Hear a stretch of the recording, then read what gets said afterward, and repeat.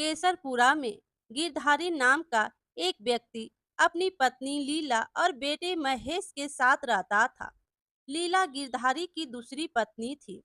उसकी पहली पत्नी बेटे महेश को जन्म देने के बाद ही गुजर गई। फिर महेश के लालन पोषण के लिए गिरधारी ने उससे दूसरी शादी कर ली। लीला महेश की देखभाल करने लगी। एक रोज अचानक से उसे चक्कर आने लगे और उसे पता चला कि वह मां बनने वाली है। यह बात सुनकर घर में सब बहुत खुश थे। फिर 9 महीने बाद उसने एक बेटे को जन्म दिया। लेकिन फिर भी लीला महेश को उतना ही प्यार करती थी। ऐसे ही समय बीता। एक रोज लीला की माँ माया उसके घर आती है और लीला के बच्चे को गोद में लेकर कहती है, कितना प्यारा है मेरा गौरव, और कितना सुंदर और कितना गुड़ी भी। फिर लीला कहती है, हाँ माँ, महेश बड़ा ध्यान रखता है गौरव का। दोनों भाइयों में बड़ा प्यार है। फिर लीला की माँ कहती है, यह तू क्या कह रही है? मत भूल, सिर्फ गौरव तेरा बेटा है और यह महेश तेरी सौतन का। धीरे धीरे दोनों बड़े हो रहे हैं। ऐसा ना हो कि बड़ा बेटा होने के नाते दामाद जी सब कुछ इसके नाम कर दे। इससे अच्छा है कि तुम इस कांटे को अभी बाहर निकाल फेंको। अपनी माँ की बात लीला के मन में भी घर कर जाती है। एक रोज महेश स्कूल जा रहा होता है। तब लीला गौरव को गिलास भर दूध पीने को देती है। तभी महेश भी कहता है, माँ, मुझे भी भूख लगी है, मुझे भी दूध दो ना। फिर लीला कहती है, और दूध नहीं है घर पर, और मैंने कितनी बार कहा है तुझे मेरे बेटे के खाने पीने और दूध पर नजर मत लगाया कर। मेरी माँ बिल्कुल ठीक कहती है, तू न एक सपोला है जो कल को अपने भाई को ही निगल जाएगा। लीला अब अपने दोनों बेटों में भेदभाव करने लगी। जहां उसने महेश को सरकारी स्कूल में पढ़ने के लिए डाला, वहीं उसने अपने बेटे गौरव को शहर के बड़े स्कूल में पढ़ने के लिए डाल दिया। बड़े स्कूल में जाने पर गौरव अपने अमीर दोस्तों को पैसे खर्च करते देखता। गौरव भी लीला से पैसे मांगता और लीला उसे चुपके से उसे पैसे दे देती। लीला महेश को स्कूल से आने के बाद उसे खेतों में काम करने के लिए भेज देती। जैसे ही महेश घर आता तो लीला कहती, जाओ महेश, अब तुम स्कूल से आ गए हो तो अब तुम खेतों में काम करने के लिए जाओ। और यह लो, 2 रोटी अचार के साथ रख दी है, वही खा लेना। और गौरव, आ मेरे लाल, मैं तेरे लिए पास्ता बना देती हूँ। महेश रोता हुआ खेतों में चला गया और पेड़ के नीचे रोते हुए सूखी रोटी खाने लगा। और 10वीं के बाद ही उसने महेश की पढ़ाई छुड़वा दी। ऐसे ही समय बीता और दोनों बच्चे बड़े हो गए।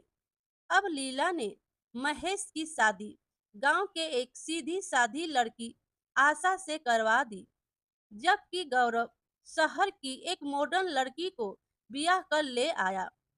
लेकिन वह शादी के बाद अपनी बहू से कुछ काम नहीं करवाती, उसे पार्लर और घूमने फिरने भेज देती, जबकि आशा से घर के सारे काम लेती और महेश से खेतों के, और साथ ही अपने बेटे गौरव के जिद को दिन पर दिन पूरा करती गई। और वह जितने पैसे मांगता उसे देती गई। धीरे धीरे लीला और गौरव ने मिलकर गिरधारी को पूरी तरह से महेश और आशा के खिलाफ कर दिया और उन्हें घर से निकलवा दिया। फिर एक दिन महेश के पिता गिरधारी कहते हैं, अब तुम दोनों यहाँ नहीं रहोगे, तुम दोनों जंगल में बने हमारे पुराने घर में चले जाओ। उसके अलावा तुम्हें देने के लिए मेरे पास कुछ भी नहीं है। फिर लीला भी कहती है, सुना नहीं क्या कहा इन्होंने? चलो अब निकलो यहाँ से। महेश आशा के साथ वहां से चला गया। जाते हुए पीछे से गिरधारी उसके पास आया और बोला, महेश बेटा, अपने इस बूढ़े बाप को माफ करना, लेकिन मैं नहीं चाहता था कि बचपन से लेकर आज तक तूने जो लीला के अत्याचार सहे हैं वह तुम्हारी पत्नी भी सहे। जहां मैं तुम्हें भेज रहा हूँ वह हमारा पुश्तैनी घर है। तुम्हारी माँ ब्याह कर वहीं आई थी, उसमें उसकी खूब यादें हैं। जाओ, तुम दोनों सदा खुश रहो। महेश आशा के साथ चला गया। चलते चलते वह दोनों बहुत थक चुके थे। कुछ देर बाद शाम होने लगती है और जंगल के बीचों बीच उन्हें एक झोपड़ी दिखाई पड़ती है। तो आशा महेश से पूछती है, क्या यही है वह पुश्तैनी घर? तो महेश कहता है, मालूम नहीं। फिर आशा कहती है, तो फिर आज रात हम यहीं पर रुक जाते हैं। देखो ना, रात होने वाली है। यो जंगल के बीचों बीच चलना ठीक नहीं। वह दोनों उस झोपड़ी के अंदर जाते हैं, लेकिन महेश को बहुत गुस्सा आता है कि इतनी जायदाद होने के बावजूद भी उसके पिता ने उसे यही झोपड़ी दी। फिर वह आशा को कहता है, जहाँ हम रहते थे वहाँ सब सुख सुविधा थी। फिर आशा कहती है, कोई बात नहीं जी, यहाँ हमारे पूर्वजों और माँ का आशीर्वाद है। फिर वह दोनों उस झोपड़ी में सफाई करने लगते हैं और साफ करके वहां रहने लगते हैं। अगले दिन घर में खाने का कुछ न होने के कारण वह दोनों जंगल में खाने का कुछ ढूंढने लगते हैं। कुछ फल लेकर वह दोनों उस झोपड़ी में लौटते हैं तो अंदर का नजारा देखकर हैरान रह जाते हैं, क्योंकि अंदर जाते ही वह झोपड़ी बिल्कुल राजमहल जैसी बन जाती है, जहां हर सुख सुविधा थी और ढेर सारे पैसों से भरा हुआ संदूक था। यह देखकर आशा कहती है, यह तो बिल्कुल राजमहल है। फिर महेश कहता है, लेकिन यह चमत्कार कैसे हुआ? तभी वहां एक आवाज आई और महेश की मरी हुई माँ सामने थी और वह बोली, बच्चों, यह तुम्हारी माँ का आशीर्वाद है तुम्हारे लिए। तुमने अपने पापा की बात मानकर इस घर में रहना स्वीकार किया, इसीलिए तुम्हारे सब पूर्वजों का आशीर्वाद बसा है। तुम पर सदा खुश रहो। बच्चों, आज से तुम दोनों को किसी चीज की कोई कमी नहीं रहेगी। फिर महेश कहता है, माँ, मेरी माँ। इतना कहते ही उसकी आत्मा वहां से गायब हो जाती है। जब उसके पास धन दौलत आ गई, अब महेश ने अपनी माँ के नाम कई वृद्ध आश्रम खोल दिए, जहाँ कई बेसहारों को पनाह मिली।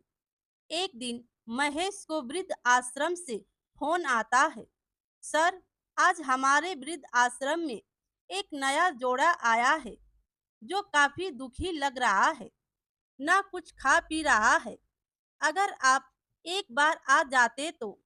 महेश और आशा वृद्ध आश्रम के लिए निकल पड़े और वह उस नए जोड़े के पास गए जो दोनों कमरे में बैठे हुए होते हैं। महेश वहां पहुंचकर कहता है, नमस्ते माताजी, नमस्ते पिताजी। महेश की आवाज सुनकर गिरधारी और लीला पलट कर देखते हैं। वे कोई और नहीं बल्कि महेश के माता पिता ही थे। फिर महेश कहता है, माँ, बाबूजी, आप दोनों यहाँ? फिर लीला कहती है, हमें हमारे कर्मों की सजा मिली है। जिस दिन हमने तुम्हें घर से निकाला उसके कुछ दिन बाद ही गौरव नेहा ने हमसे धोखे से सारी प्रॉपर्टी ले ली और हमें घर से बाहर निकाल दिया। मुझे माफ कर दो बच्चों, मैंने तुम्हारे साथ बहुत बुरा बर्ताव किया। फिर महेश कहता है, आप माफी मत मांगिए माँ, अब आप दोनों यहाँ नहीं, अपने इस बेटे के साथ उसके घर में ही रहोगे। अब महेश अपनी पत्नी और अपने माँ बाप के साथ अपने उस घर में ही रहने लगा और वहीं दूसरी ओर गौरव अपनी सारी प्रॉपर्टी जुए में हार जाता है और पूरी तरह बर्बाद हो जाता है, जिसके बाद उसकी पत्नी नेहा भी उसे हमेशा हमेशा के लिए छोड़कर चली जाती है। मेरे प्यारे दोस्तों, कहानी अच्छी लगी हो तो लाइक कीजिए और अपने दोस्तों में भी शेयर कीजिए और चैनल पर नए हो तो चैनल को सब्सक्राइब कीजिए। Thank you.